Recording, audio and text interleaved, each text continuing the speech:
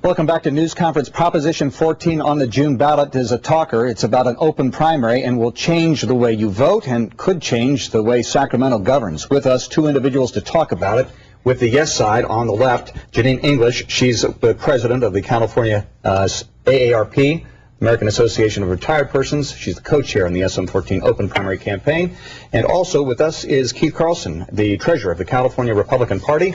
And no on 14. Thanks very much for joining us. Thank you for joining us. Give us the rundown as to why you think this should, it's on the ballot, and why you think it should be passed. Well, on behalf of the 3.2 million AARP members in California, we've recognized for a long time that politicians in Sacramento just are not listening to our needs and the concerns of the citizens. We have a dismal approval rating of the legislature in the single digits at this point. And what this will do is it will give voters choices. It will give voters choices in who they elect and who they bring to Sacramento. How does it work?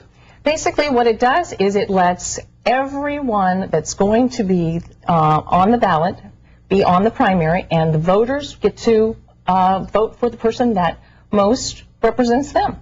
So instead of having the party bosses, the far right and the far left, picking who gets to be on the ballot, and there's basically no choice by the time you get to the general election, right now the voters will be able to look, they'll be able to choose the person, and then the top two will go to the general election. So Keith Carlson, the top two in the primary go on to the general regardless of party. So in a heavily Democratic district, you could have two Democrats, heavily Republican district, two Republicans. What's wrong with that?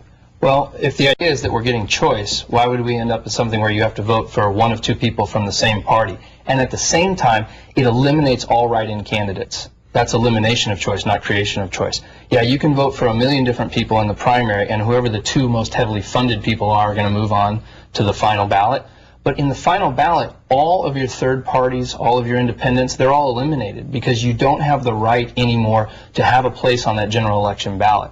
The general election is where we elect people to go to Sacramento, not the primary. So to say it's creating choice is an illusion. You're limiting the final ballot to two people, no write-ins, and in parts of Los Angeles and parts of San Francisco, you'll only have two Democrats to choose from. In parts of the conservative areas of the state, you might only have two Republicans. That's not increasing choice. But right now, the way it stands, the campaigns are waged in the primary. That you have extremely low turnover in the general election because the districts have been reapportioned so that one party dominates.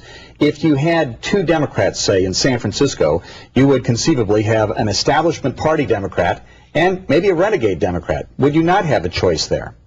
No, not if you don't want to vote for a Democrat, first of all. Second of all, they implemented this exact same system in the state of Washington. Guess how much turnover they had? Zero. You didn't lose any incumbents.